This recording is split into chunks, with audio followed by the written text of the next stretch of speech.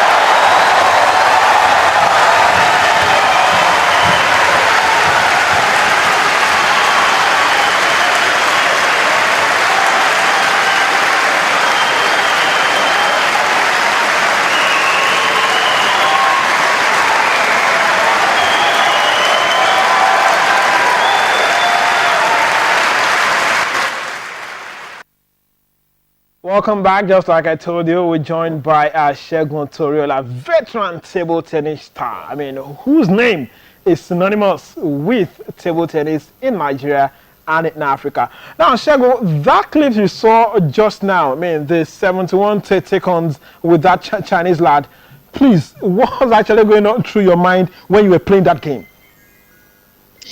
Well, there's a lot of things, going on my mind because the match is very difficult for me, and I was losing 2-0 down, and I knew every point is very, very important in table tennis. So that's why I really fought a lot. I was thinking that if I can take that point, everything is going to change, and it's true. Everything changed after I won that point. Everything changed. All the matches changed. Fantastic. I mean, seeing that, because when you played that particular game, that particular clips went viral on internet, like, who is this? Who is this?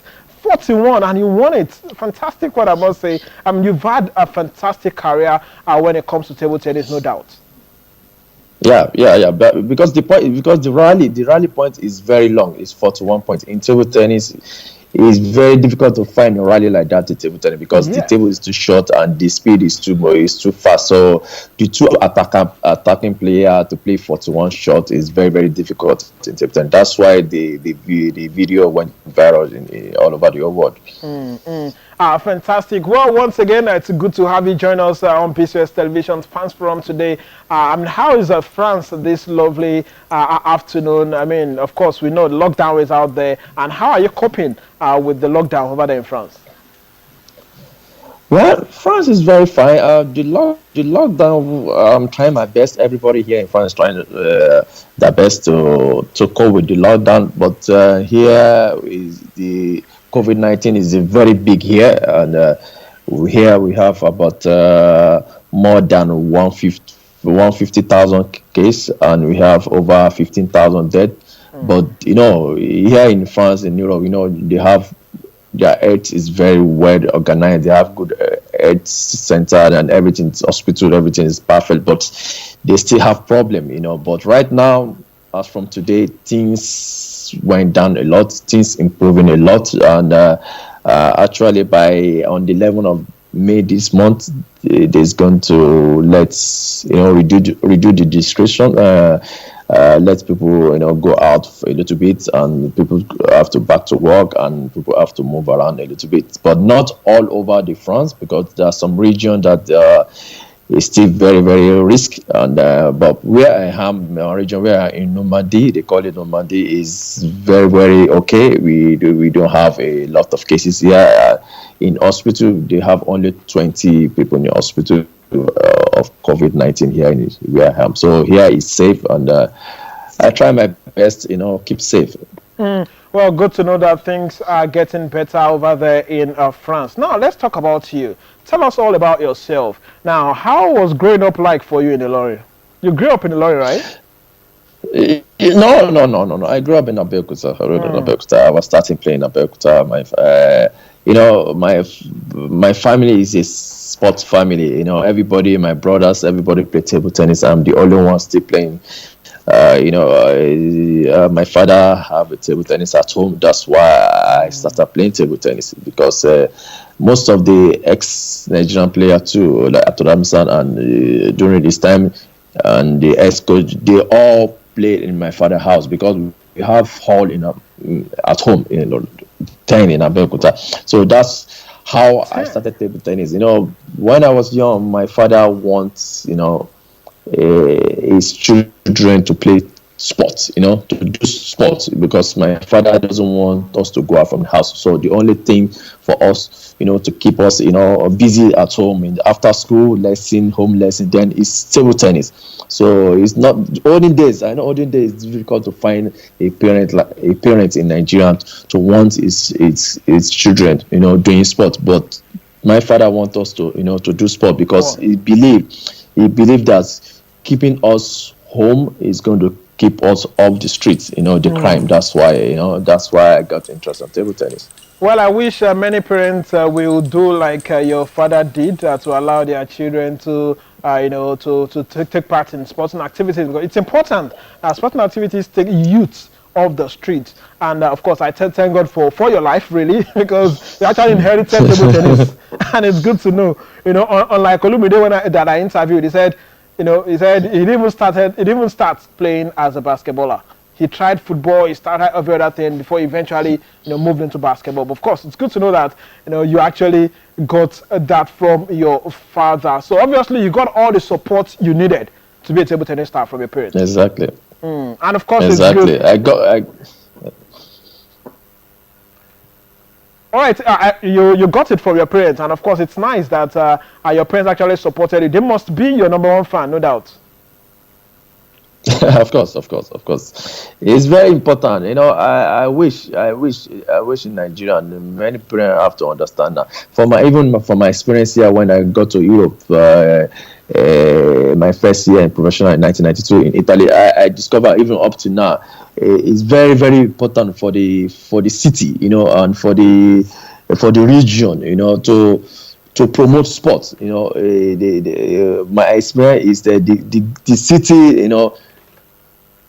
the city have to give the clubs money, and in one condition, you have to have a young one in your club. So all the clubs have to go to school and search for the kids, to be in their club so that they can train them, because the government believe if you can keep the kids out of the street, it's going to be less crime. It's going to be less, people go out and taking drugs or gang.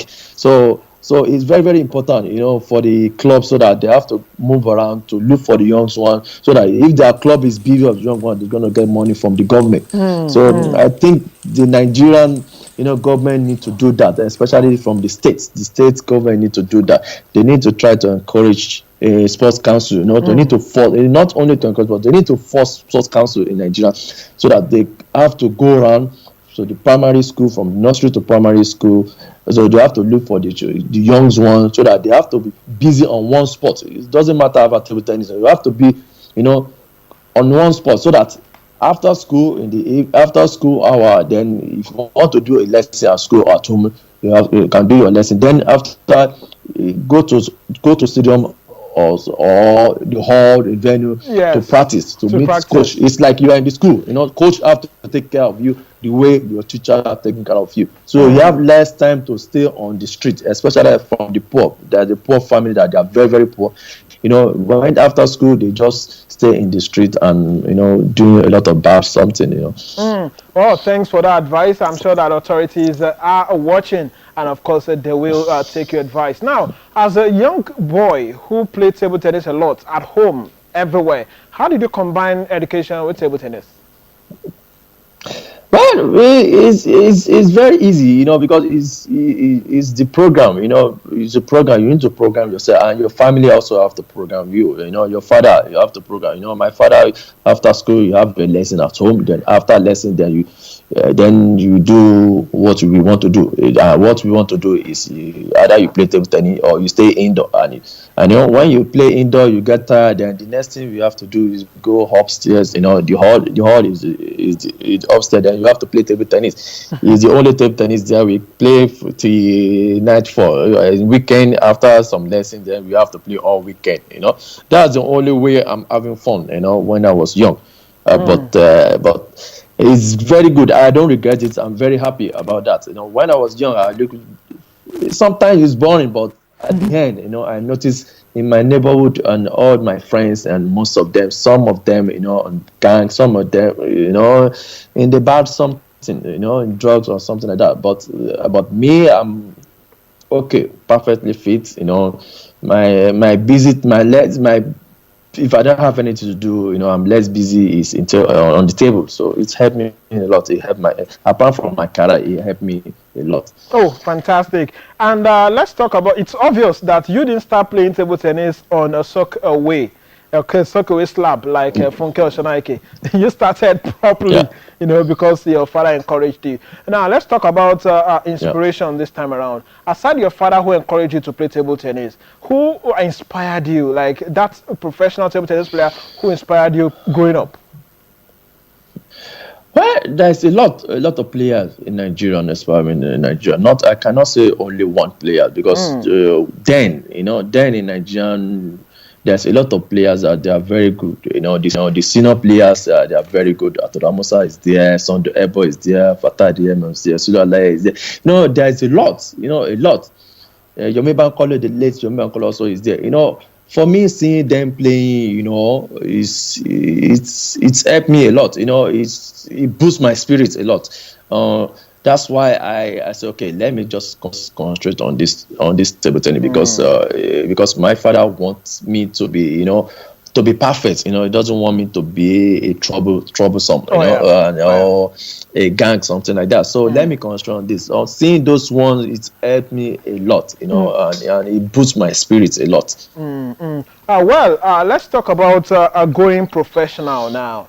Now, a lot of table tennis players, young ones out there, watching this particular interview would ask, now, I play every day at home, I play on the streets, I play everywhere. Now, how do I take the next step in my career? How do I become a professional? Now, let's hear from you. How did you venture into table tennis as a profession?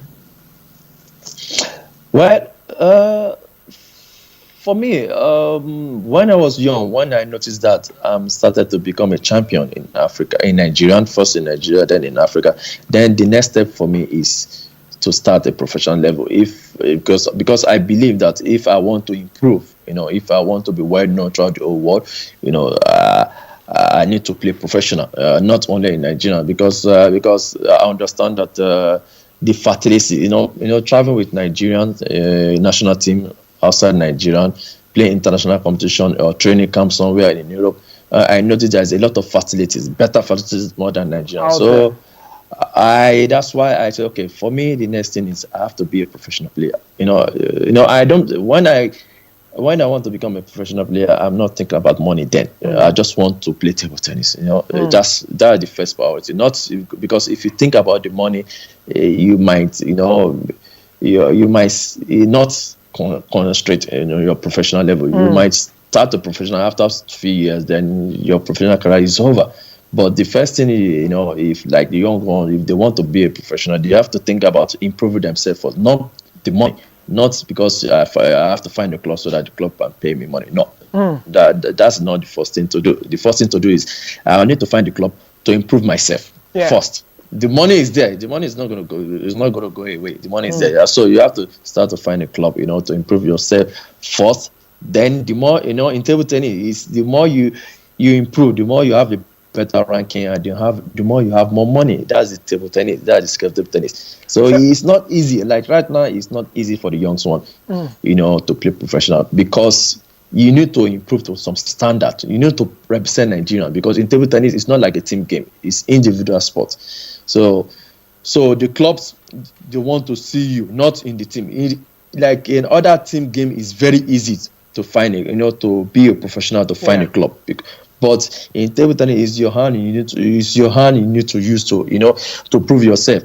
So it's not easy, it's very difficult. First, you need to play for Nigeria. You prove yourself, you have a ranking. Then when you have a ranking, the clubs, people are going to know you, the club manager, the club president is going to know you. Then from there, you'll be succeed. But the problem they have in Nigeria now, most of the players now, they don't want to improve, but they want to be a professional player. And that's the problem. That's the big problem. That's the big problem. They are not improving, but they believe that they can play professional, but it's not that. It's not working that way. Well, you talked about playing for the national team first, representing your country, so that your club sides out there will, identify you and sign you up. Now, tell us, how were you discovered by the national team?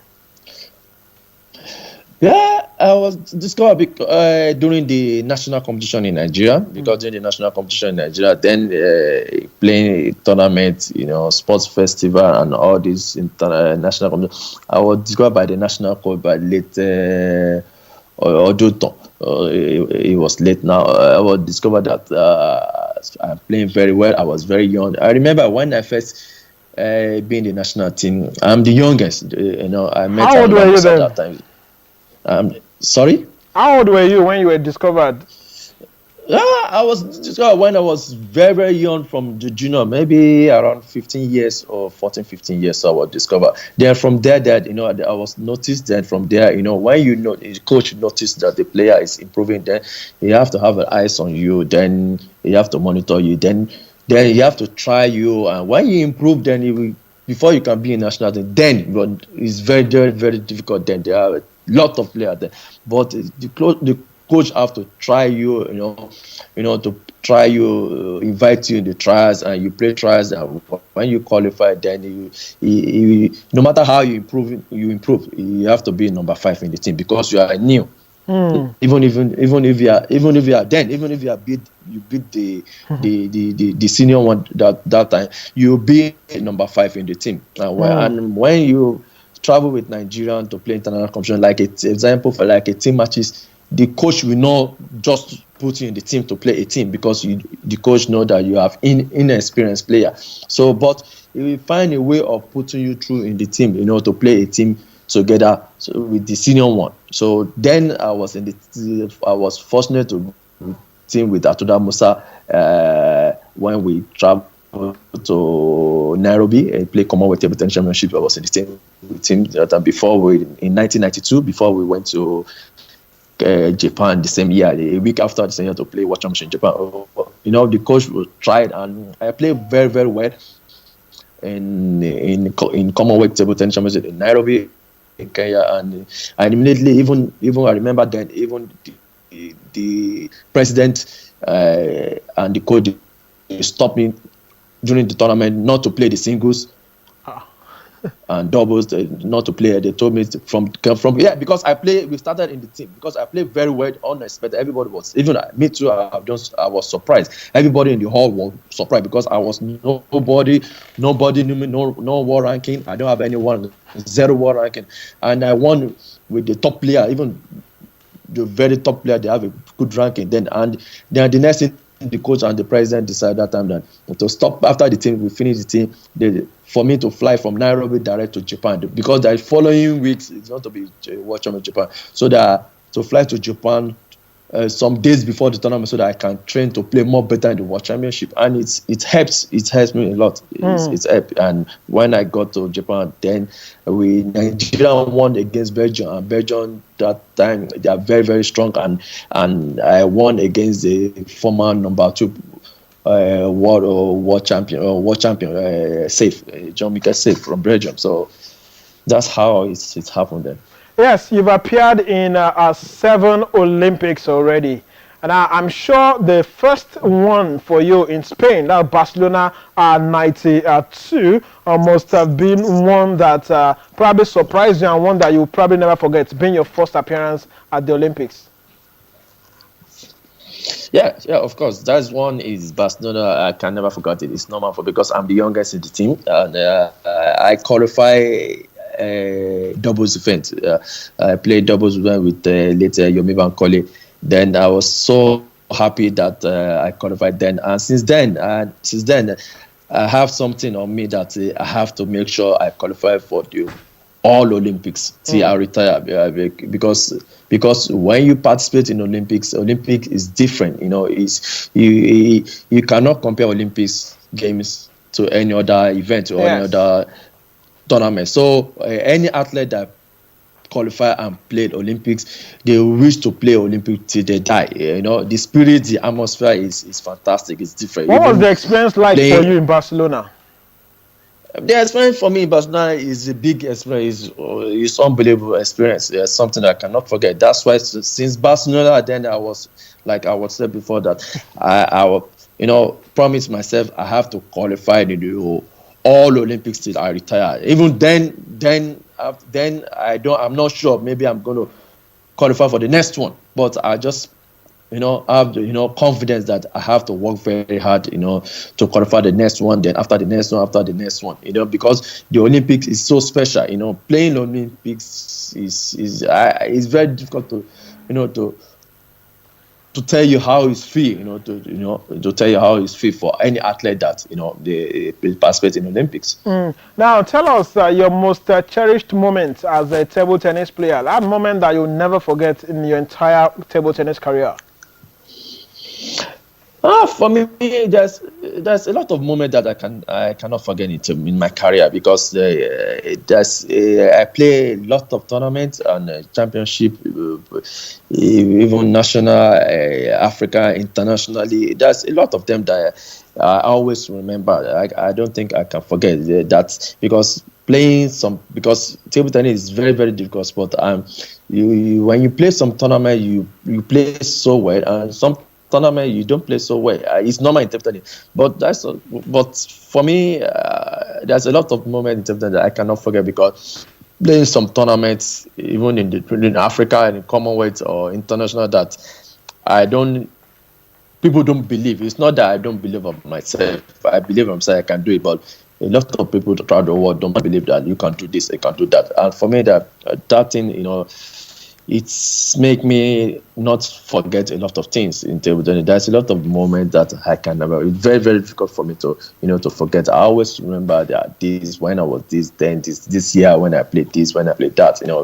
When I won against some difficult top players, or I play some top player that I lost, but I always won the match. So there's a lot of moments that is I cannot forget. Fantastic. So last Saturday, I had Funke Oshanaike on the show, and I told her, she said a whole lot of good stuff about you.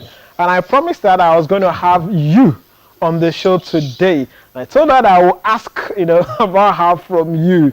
Now, when you first saw Funke Oshanaike, when she started up, and you started to, you started mentoring her. She told me that you were her coach in her early stage. Now, what did you feel about her back then? Yeah. Yeah. Back then I noticed that she's the kind of player that she's very, very serious. She wants to improve it. And she really discipline herself and make a lot of sacrifice.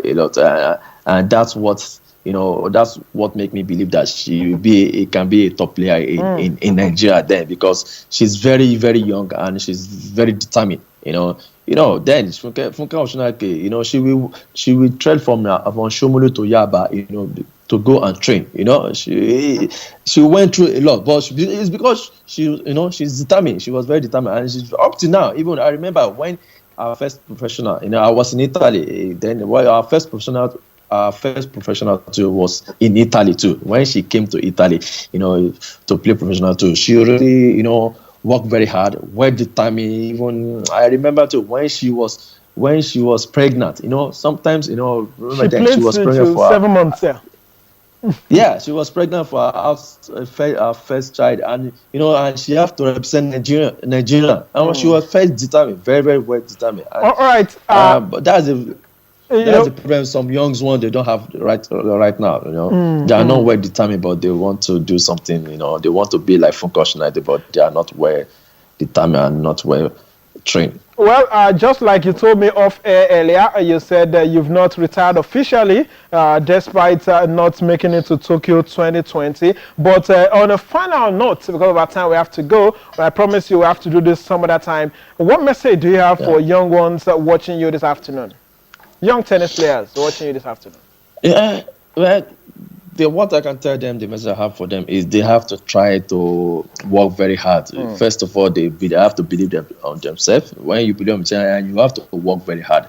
There's no magic in table tennis. Table tennis is not like any other sport. It's very, very, very difficult. Even the local professional level, we professional player, we professional that practicing morning and evening, almost every day. They have to work very hard. They need first of all, they need to think that they have to in Nigeria, that they want to improve themselves. I know in Nigeria it's not easy for them. I know, but some of them they're waiting for someone to come and help them. But sometimes it's difficult to see someone. It's difficult to see someone to help you, but you have to be positive, not to be negative. Be positive, to believe on yourself, and to try to be focused. And there's no magic. You need to work very hard. You need to train very hard, both physically and mentally. You have to do that, and you try to listen to your coach. If you don't have a coach, try to find a coach. It doesn't matter the coach. If the coach come from your state, you can talk to any other state coach. You move to them. Try to advise, or like me and other professional players, senior players. All right, sorry, I have to cut you short at this point. To advise you. I have to cut the interview short at this point. We must say a very big thank you to you for making our time to talk to us today. You are welcome. We will sure do this some other time. All right, that was a veteran table tennis player talking about Segun Toriola right there. Well, Kenny is still here. Kenny, we just heard from Segun Toriola, a fantastic story, the one that impresses a whole lot of people, and of course talking about what is good for us, what we should do in the next future. But of course, Kenny, sorry, we have to go right now because time is not on our side. But we'll be signing out today with Rashidi Yekini, 8 years since his demise, and of course we say that he continued to rest in peace. My name is Boluwaji Ogunmola. The show returns next week. Thanks for watching. Stay blessed.